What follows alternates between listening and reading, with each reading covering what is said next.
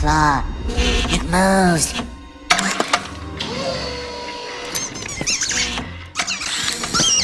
I have been chosen.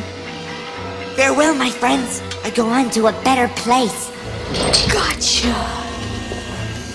Ladies, gentlemen, and tarnished of all ages, there are a lot of weird things in this game. I'm sure many of you have found at least a few of them, but I don't think any of us has found all of them. And so I am doing my best to show you all the ones that I know about that actually lead to stuff. In this case, it's more delicious bosses to test your mettle against. Whether it be for the sheer gladiatorial glory of victorious combat, or for the bragging rights of saying that you killed every boss in the game, even the dude who's just on 4 separate sailing vacations. Today I'll be showing you another 6 optional bosses that you don't want to miss in Elden Ring, in order of when you can fight them in the story so you know how far you are safe to watch until. And then within each of these sections I will tell you the location of the boss before showing the boss itself so you can avoid spoilers and just go check out the place for yourself if you so please. Without further ado, first up today will require you to unlock the Deeproot Depths region of the map. To do so, you have to have unlocked Nokron the Eternal City from the Ranni questline.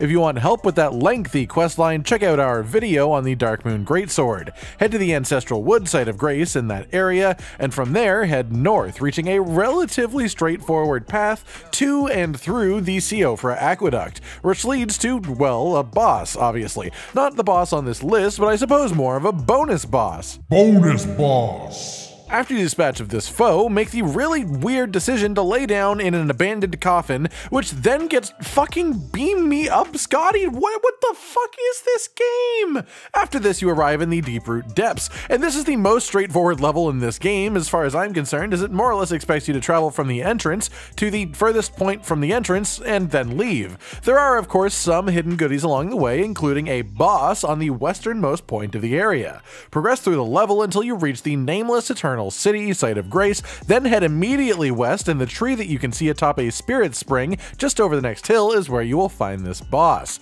To get there, literally just jump down and then use the spirit spring. Atop here is where you'll find the first boss today, Crucible Knight Siluria. This is a great spear-wielding Crucible Knight who will spin his weapon up like a drill before firing out a beam of light forwards. The grab attack can be particularly deadly if it connects with you, so make sure that you watch out for that specifically. Once felled, this enemy will drop for you their weapon, and behind them there is a chest containing their armor set as well. Secondly, also in the Deeproot Depths area of the map, from the nameless Eternal City, site of Grace, climb up the roots northeast until you reach the cliff line with a site of Grace. The area accessible through here contains a somewhat mini-boss encounter, I'll call it, and then afterwards you will come across Fia. Without any input from the player, this encounter can happen after you finish the big boss of the mountaintop of the Giants region of the game. However, it can be triggered earlier by finding Fia before this point in the game. Check out our guide on Fia's questline for more information on how to do that. Once she is in this location though, talk to her and she will tell you her plans and ask you to give her the Curse Mark of Death, which you get from the Divine Tower of Liurnia as part of the Ranni questline mentioned earlier. Give Fia the Curse Mark of Death, exhaust her dialogue, rest at the site of Grace, talk to her again, then rest at the site of Grace again, and then you will find her asleep on the log. Interact with her to be taken into the Deathbed Dream. In this location there is one thing. That one thing is a boss. A big boss, a beefy boss, a badass boss, and that boss rewards you with a boss remembrance. So, you know, they are a bit of a big deal.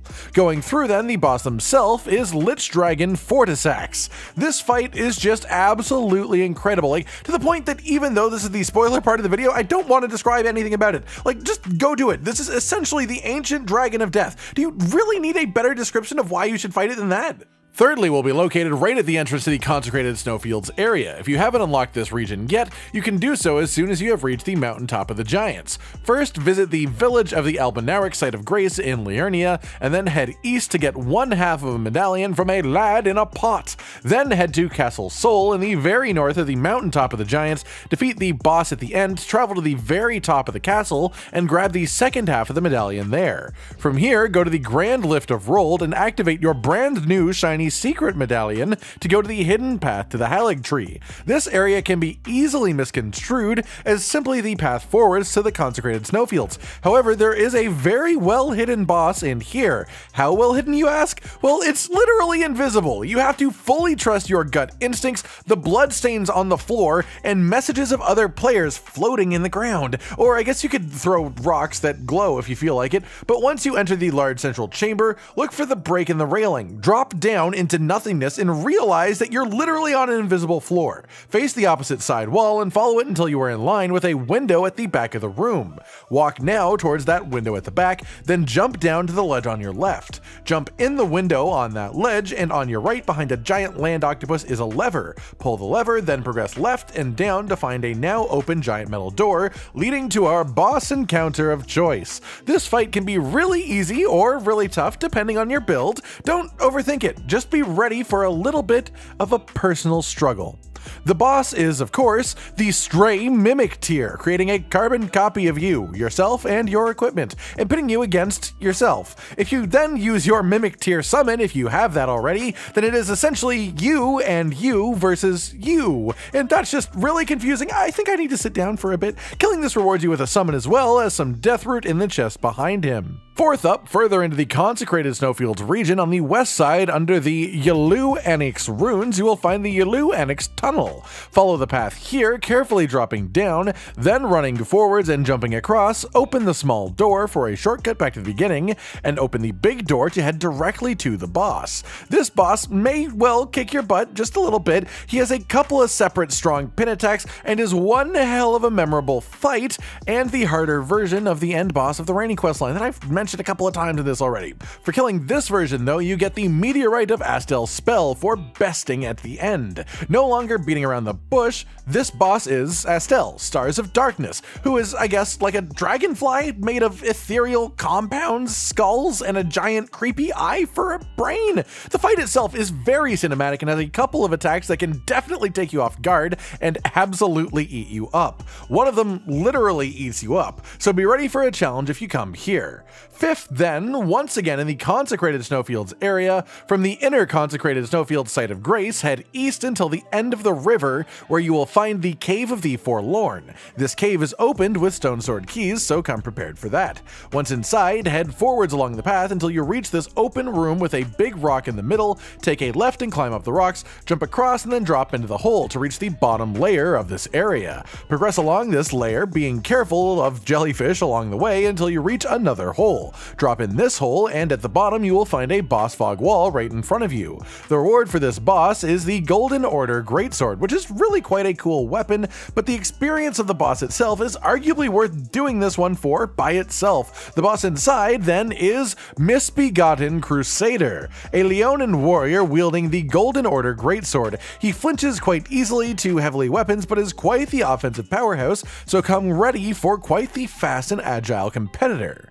Finally, today is located in the crumbling Farum Azula region of the game, which you unlock after finishing the mountaintop of the giants. Here, it can seem like the way forward is a very straight path, but of course there is one thing that you can take a bit of a detour to do here, and oh man, if you don't do it, you are missing out. Starting at the beside the Great Bridge site of Grace, head back down the elevator, walk outside towards the cliff and look down, then drop to the safe point that is clearly just there off of the cliff. From here, follow the path down to the bottom of the zone under the map, where you will find a prompt to lay down on the floor. It's impossible to say much more without saying what happens, so let's just say it's probably my favorite boss design in the entire game, hidden behind a secret boss under the map. Drawing back the curtain, when you lay down, time itself halts and then reverses, repiecing crumbling Farum Azula back into just sort of Farum Azula. And at the center of it lays one of the most badass dragons that I have ever seen, Dragonlord Placidusax. 3 heads. One of them seems to have already been cut off, so he's only got 2 actively connected heads. A tail that has already been partially chopped dropped off at the end. This thing has been through an insane amount of combat, apparently, and has come up the victor. For defeating this boss, you get his Remembrance, which you can trade in for either the Dragon King's Cragblade Heavy Thrusting Sword, or the Placidusax's Rune Breath Attack. Alright everyone, I've been Cotton Dinosaur, and this has been another 6 optional bosses that you want to make sure that you find in Elden Ring. Are any of these particularly surprising to you? Like if you like the video, subscribe and hit the notification bell for more, and most importantly, ladies and gentlemen, until next time, stay sweet. Josh, Cotton, and Hollow with the videos, dropping the humor like a hammer on your tippy toes, bringing entertainment on a daily arrangement to take our insanity and turn it into entertainment. Yes, I said entertainment twice, to reiterate that it is nice to look into your faces on a mostly daily basis when you let us in your homes to make the whole world a stage. Goodbye.